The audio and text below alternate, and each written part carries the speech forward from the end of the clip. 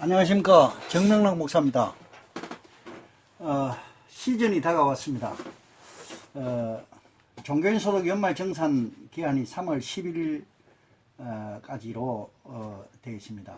시간이 얼마 남았는데 아직도 굉장히 어려워하고 어떻게 해야 될지 모르는 분들이 많아서 제가 동영상을 스마트폰으로 한번 찍어봤습니다. 뭐 영상 장비도 없고 또 장비를 사용할 만한 그런 실력도 안 되고 이래서 스마트폰으로 찍어봤습니다. 도움이 됐으면 하는 마음입니다. 종교인 소득 신고 기한은 주일이 끼었기 때문에 3월 10일까지입니다. 신고하고 납부할 세금이 있으면 납부해야 됩니다. 종교인 소득의 과세 대상은 바로 세 가지 요건을 갖추어야 됩니다. 첫 번째는 종교인 관련 종사자가 여야 되고, 그리고 종교 활동과 관련해야 되고, 그리고 소속된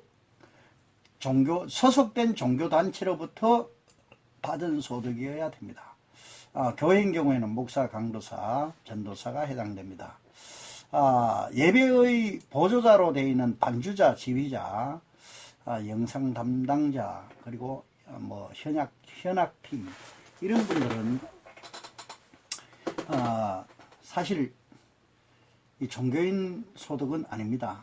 금액이 어느 정도가 되는지 모르겠습니다. 금액이 과다하면 근로소득으로 하든지 아니면 기타 소득으로 하시고,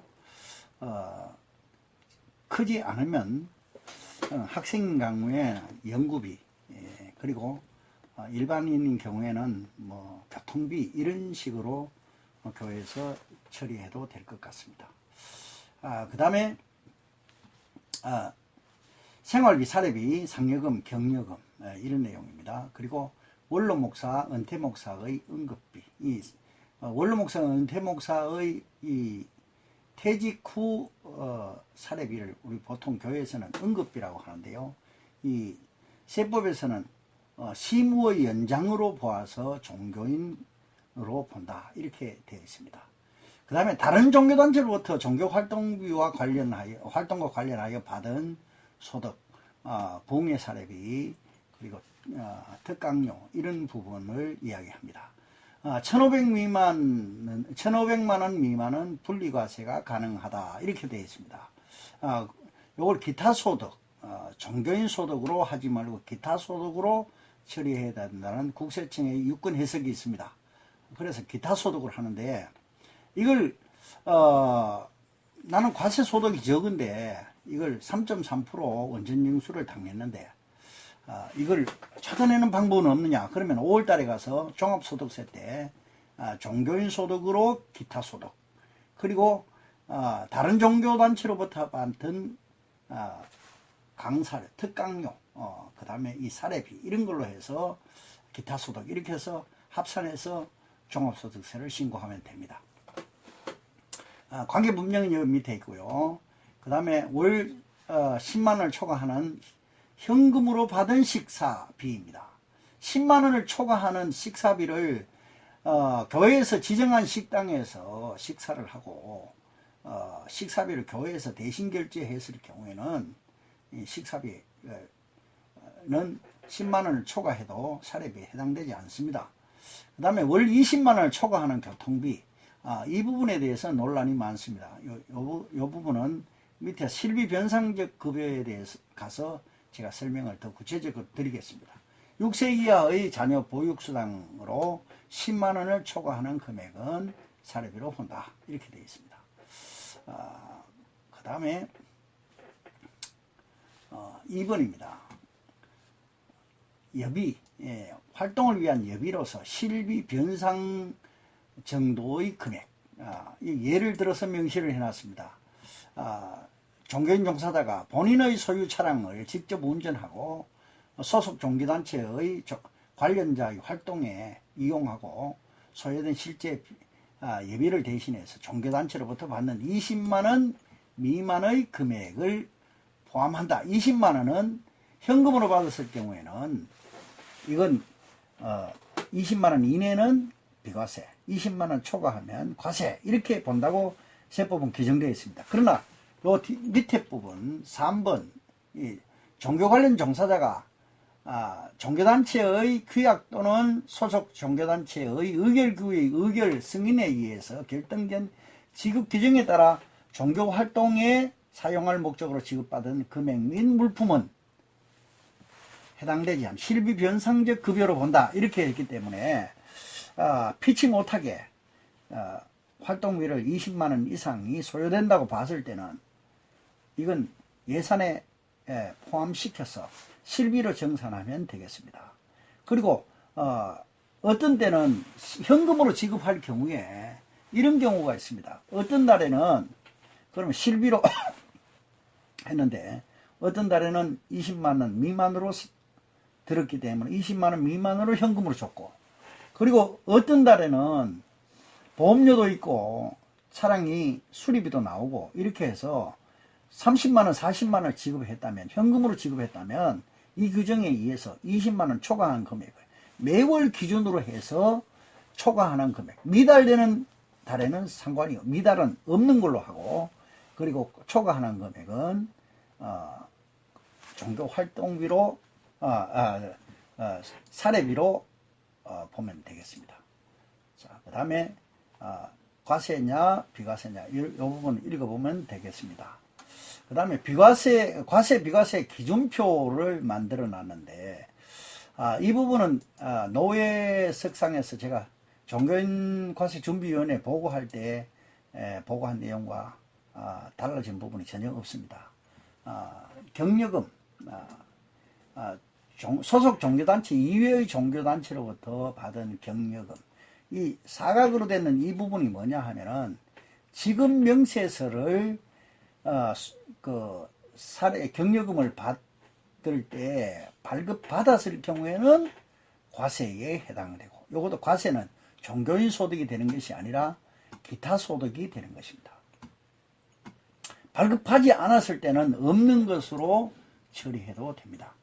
그 다음에 사례비, 소속 단체 이외의 종교단체로부터 받은 사례비, 이것도 지급 명세서를 발급받았을 경우에는 기타 소득으로 보고, 연간 1,500만원 미만인 경우에는 분리과세를 해도 됩니다.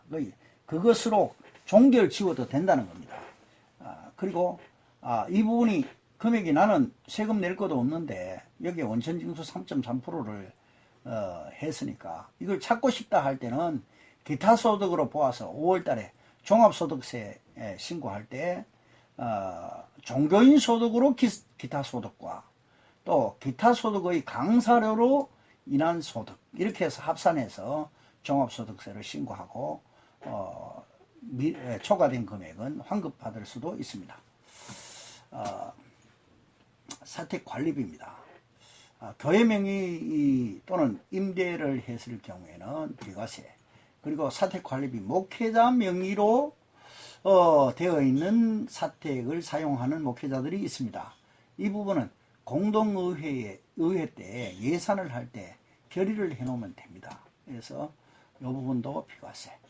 그 다음에 목사님이 받는 도서비, 연구비, 명부는 각 교회마다 틀립니다만은 도서비 쪽 아니면 연구비 쪽으로 받는 겁니다. 공동의회 결의대로 하는데 이 부분은 실비로 정산하는 것이 좋을 것으로 생각합니다. 그러나 이 부분은 꼭 현금으로 목사님이 매월 드린다면 도서비는 도서비 계정에서 그냥 지급하는 걸로 해도 상관이 없습니다. 그 다음에 의료보험료. 의료보험료는 사용자 부담분, 즉 교회가 부담해야 되는 50%는 당연히 비과세됩니다. 그 다음에 의료보험 종교인 본인이 부담해야 될 부분은 이 금액도 많지 않는데 교회에서 지급할 경우에는 공동의회 예산 항목에 넣으면 이것이 또 비과세 처리가 됩니다. 그 다음에 신방 때 성도들이 목사님 맛있는 거 드십시오 이러면, 그 다음에 교통비에 쓰십시오, 책이나 사보십시오 하면서 드리는 거는 과세 제외입니다. 그 다음에 주례하고 성도가 종교인을 통하여 교회에 헌금했을 때 이 부분도 상관이 없습니다. 예, 교회에 헌금해서 교회 계정에 잡혔을 때는 그냥 전달자로 끝나는 것이지 소득과는 상관이 없다는 겁니다. 그 다음에 원로 목사, 은퇴 목사 받는 응급비는 과세. 그 다음에 시무사역자가 받는 응급비. 이건 노후를 대비해서 연금을 넣는다든가 개인 건강보험 아니면 개인 의료보험을 넣어줄 경우에는 공동의회 결의에 의해서 예산 편성을 해놓으면 그 부분은 비과세됩니다. 그 다음에 타교의 성도가 보낸 선교비는 이것은 종교인 소득으로 보느냐, 목사님 생활비 아니면 목사님 필요한 데 쓰십시오 이렇게 해서 보낸 선교비는 비과세도 과세도 아닌 제외. 그 다음에 타교회가 교회에 보낸 선교비, 이 부분도 지급 명세서를 발행하는 교회는 없습니다. 그러나 지급 명세서가 발행했더라도 이 부분에 대해서는 과세 제외입니다. 타교회가 종교인에게 보낸 선교비, 생활비로 보냈다든가 아니면 도서비로 준 것, 이 부분도 과세 제외입니다. 그 다음에 기타 소득을 한번 보겠습니다. 여기 쭉 해서 세율이 각각 다릅니다. 이 부분은 열거만 해놨지 뭐 많이 알면은 머리가 아픕니다. 그러니까 별도로 제가 짚지를 않겠습니다. 종교인 소득이 기타 소득 안에 종교인이 나와 있습니다. 앞에 우리가 처음 시작할 때 제가 읽어드린 내용과 같습니다. 그리고 특강료 아니면 외부 부흥회로 인하여 받은 사례금, 이건 사례금 또는 강의료에 해당됩니다. 그러니까 이 부분도 이 부분은 기타 소득을 해서 처리하면 되겠습니다. 합산하고 1,500만 원이 넘으면 합산하고 미달되면 본인이 유리한 대로 선택하시면 됩니다. 그리고 종교인 소득에 필요경비가 있습니다. 필요경비가 있는데 이런 4가지 단계가 있습니다. 예를 들어서 한번 계산해 보겠습니다. 연간 5천만 원의 총 사례비를 받았습니다. 이것을 세법의 용어로는 종교인 소득 총 수익 금액이라고 합니다. 5천만 원에 대해서 이렇게 섹타별로 열거해서 계산한 부분이 바로 이것입니다. 이렇게 해서 종교인 소득 금액은 5천만 원이 받았다면 2,100만 원의 종교인 소득 금액이 되는 겁니다. 그리고 이 섹타를 다 생략을 하고 이렇게 한 부분에 가서 계산을 하면 이렇습니다. 5천만 원은 4천만 원 초과 6천만 원 이하에 해당되므로 요 두 단계의로 계산한 금액이 바로 2,600만 원입니다. 여기다가 4천만 원 초과하는 금액은 여기 5천만 원이니까 1,000만 원이 됩니다. 1,000만 원에 30%니까 300만 원 플러스 2,600만 원 이렇게 하면은 필요경비가 2,900만 원이 됩니다. 그래서 5천만 원 마이너스 2,900만 원 하면 종교인 소득은 2,100만 원이 되는 겁니다. 자, 그 다음에 사례비 대장을 비치를 해야 된다. 제가 이 불특정 다수인들을 상대로 해서 강의를 하니까 사례비 지급 대장을 원칙은 만드는 게 맞습니다. 그러나 대부분 소규모 교회들이 사역자가 뭐 1명에서 2~3명 이렇게 되는 교회는 사례비 대장을 생략해도 상관이 없습니다. 우리가 국세청 홈택스에 신고할 때 제가 엑셀 자료를 한번 보여드리겠습니다만은 그 자료에 의하면 그 자료에 개인별 원천 징수부를 만들면 거기에 기록된 것으로 가름할 수가 있습니다. 꼭 이걸 비치를 해야 된다는 규정은 없습니다. 자, 그 다음에 세액조건표에 의해서 소득세를 표시하는 겁니다. 세액조건표에 의해서 소득세를 징수하는 방법은 이렇게 되어 있습니다. 그 다음에 반기별 원천징수 세액 반기별 납부 신청을 세무서에 신고한 분들이 많이 있을 줄로 압니다.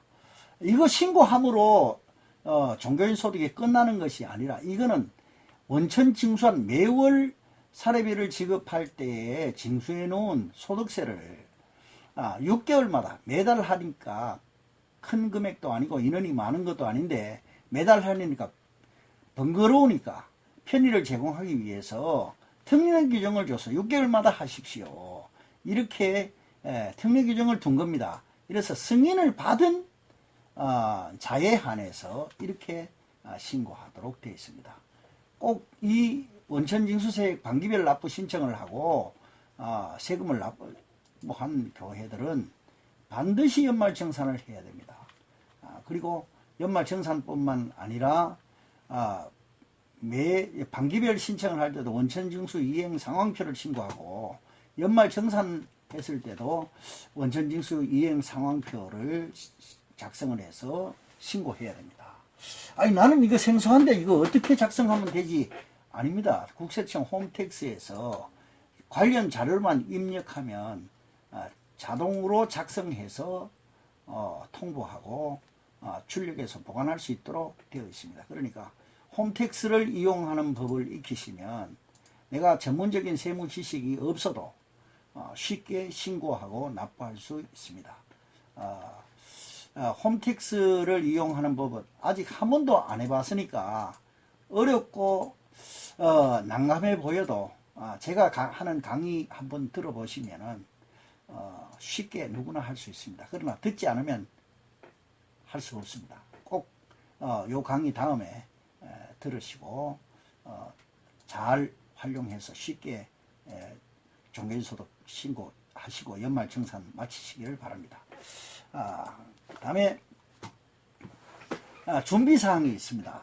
준비사항은 홈택스 이용할 때도 제가 별도로 또 강의를 하겠습니다만은 먼저 국세청 홈택스에 들어가서 연말정산 간소화 서비스라는 것이 있습니다. 거기에서 내가 올해 낸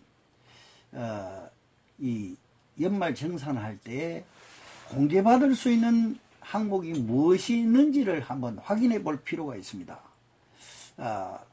소득자 본인만 확인하는 것이 아니라 부양가족도 확인할 수가 있습니다. 확인할 때는 반드시 개인의 공인인증서가 필요합니다. 그러나 소득자는 반드시 본인의 공인인증서, 남편이 부인과 자녀의 것을 확인할 때는 핸드폰 인증으로도 가능합니다. 그러니까 반드시 연말정산 간소화 서비스에 들어가서 내가 올해 소득공제를 받을 수 있는 항목이 무엇이 있는지를 확인하시고 출력하셔서 종교인 소득 신고할 때 참고 자료로 활용해 주시면 좋겠습니다. 그 다음에 반드시 공인인증서, 교회 명의로 된 공인인증서를 비치해야 됩니다. 그리고 부양가족의 주민등록번호를 확인해야 됩니다. 부양가족의 기준에 대해서는 연말정산하면서 제가 해설을 하도록 하겠습니다. 부양가족은 가족이면 다 되는 것이 아닙니다. 연령제한도 있고요, 소득제한도 있고 그렇습니다. 그러니까 착오 없으시기를 바랍니다. 그리고 교회 이 사업자 등록 여부 확인했는데 이 사업자 등록이 교회는 사업자 등록이라는 말을 쓰지 않고요. 뭐라고 설명하면 고유번호증이라고 해요. 고유번호증 확인 이렇게 되어 있습니다. 반드시 이 82번으로 되어야 됩니다. 특히 동울산 세무서 같은 경우에는 89번 받은 교회들이 상당히 많습니다. 이 부분을 미리 82번으로 바꿔놓으면 나중에 어려움이 당하는 일이 없을 것입니다. 왜 바꿔야 되느냐 하면은 82번과 89번은 종교단체, 비영리 종교단체의 법인인데 이 법인격입니다. 그리고 89번은 개인 자격입니다. 이 다른 종교에서 뭐 암자나 뭐 이런 무속인들이 발급받는 번호가 이겁니다. 그런데 우리 교회가 82번이 아니고 89번을 받은 이유가 뭐냐 하면은 모두가 세무 지식이 없으니까 고유번호증 발급 신청을 할 때 뭘 해야 되냐면 법인격 있는 법인단체로 만들어 달라는 별도 신청서를 내야 되는데 사업자 등록 신청만 하다 보니까 법인격 없는 법인으로 봤는데 개인으로 그냥 내준 겁니다. 특히 우리 동울산 세무서에서는 이런 일이 비일비재했습니다. 그러니까 이 부분은 나중에 82번만 양도소득세와 증여세가 비과세되는 겁니다. 예를 들어서 교회가 다른 곳으로 이전합니다. 교회 건물을 다시 지어서 이전을 합니다. 그러면 기존 사용하던 교회를 매매를 하면 양도 차익이 나옵니다. 이 부분을 3년 이상 82번인 교회가 사용했을 경우에는 양도소득세가 면세가 됩니다. 그러나 3년 이하를 사용했을 때는 양도소득세 과세가 됩니다. 89번을 가지고 있을 때는 양도소득세를 내야 됩니다. 개인 자격으로 보기 때문에요.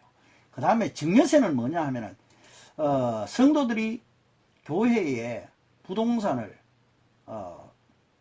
증여했을 때 이 증여받은 부동산을 3년 이내에 교회의 고유 목적을 위하여 사용했을 경우에는 증여세가 비과세됩니다. 그런데 이 비과세를 3년 후에 고유 목적으로 쓸지 안 쓸지 어떻게 아느냐.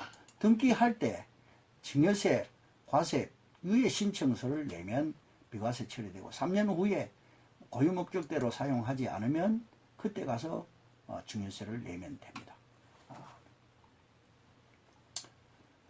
고유번호증 등록 서류는 이렇고요. 그 다음에 고유번호증 정정을 해야 될 때 무슨 서류가 필요하냐. 교회 명칭을 변경할 때는 공동의회록은 첨부 안 해도 됩니다. 소속 증명을 첨부해서 교회 명칭을 변경했다는 걸 신고하면 즉시 창구에서 변경을 해줍니다. 대표자도 마찬가지입니다. 소속 증명을 첨부하면 소속 증명 또는 재직 증명을 첨부하면 됩니다. 교회 이전에서 주소 변경일 경우에는 임대차 계약서를 첨부하거나 아니면 등기부 등본 이렇게 해서 이전했다는 사실을 증명하면 됩니다. 그리고 고유번호증 정정은 89번을 82번으로 할 때는 폐업 후에 신규 사업자로 신청을 합니다. 그러나 이 부동산을 매매해서 양도 차익이 있는 경우에는 매매 계약을 해놓고 잔금을 받기 전까지만 하면 됩니다. 그런데 이걸 그럼 3년이 안 됐지 않느냐? 그건 따지지 않습니다. 그러니까 착오 없으시기를 바랍니다. 종교인 소득을 연말 정산하는데 누가 정산을 해야 되느냐? 그건 연말 정산의 의무자는 교회입니다. 교회가 원천징수 의무자가 되고 교회가 그 세금을 나올 경우에 받아서 대리 납부하는 겁니다. 이게 원천징수 의무자가 법이 부여하는 소득을 지급하는 자가 이 업무를 국가를 대행해서 해야 된다는 의무가 부여되어 있습니다. 연말정산 3월 11일까지 원래는 주일이 끼었기 때문에 3월 11일까지 신고하고 납부할 세금이 있으면 제출하면 됩니다. 그리고 연말정산을 하고 나서 이거 연말정산 또는 지급명세서 제출이라고도 합니다. 그런데 이 양식을 한번 보도록 하겠습니다. 자, 여기 기타소득 서식 23호의 4 요겁니다. 요건 뭐냐 하면은 연말 정산을 하고 나서 소득자를 직계표입니다. 직계표인데 이것으로 연말 정산, 이것만 내면 뭐가 발생되느냐 하면 연말 정산이 안 됩니다. 그러니까 홈택스에 들어와서 종교인 소득 연말 정산하면 홈택스에서 이 자료가 다 나옵니다. 나오니까 요거는 직계표일 뿐이고 개개인이 또 하는 다시 보겠습니다. 이 종교인 소득 원천징수 영수증 지급명세서 이 서류가 신고서를 작성하고 전송을 하고 나면은 출력할 때 이 서류가 홈택스에서 출력받을 수가 있습니다. 왜 이 이름을 두 개를 붙여놨느냐? 종교인 소득자에게 교회가 연말 정산을 하고 이렇게 연말 정산을 했습니다. 이걸 지급하는 영수증을 이 소득자, 이 종교인에게 지급하는 서류가 바로 원천징수 영수증이고, 그리고 이 소득을 세무서에 일으키는 과정에 의해서 세금을 납부합니다 하는 것을 지급 명세서라고 합니다. 그러니까 누구에게 주느냐에 따라서 원천징수 영수증이라고도 하고 지급 명세서라고도 합니다. 내용은 같습니다. 착오 없으시기 바랍니다.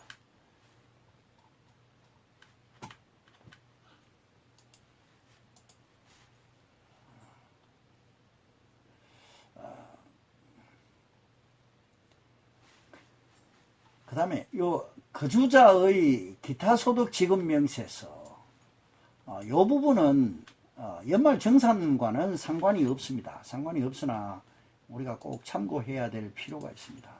이게 뭐냐 하면은 부흥회를 하고 사례비를 줬다 했을 때 이걸 사례비에 대해서 원천징수를 하고 납부하는 겁니다.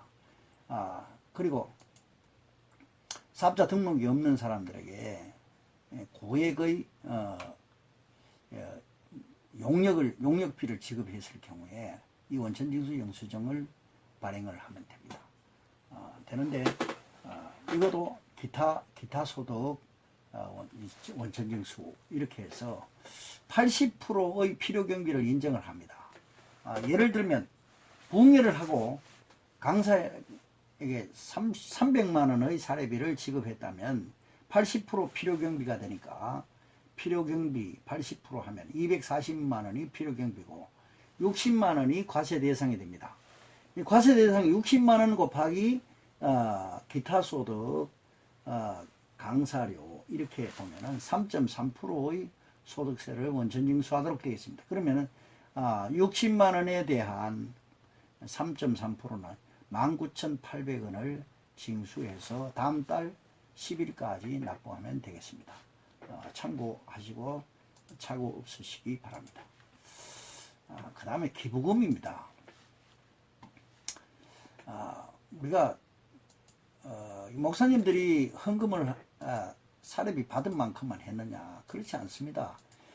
훨씬 많습니다. 그런데 세법은 이걸 헌금한 내용을 한도를 무한으로 해주는 것은 아닙니다. 모두 한도가 있습니다.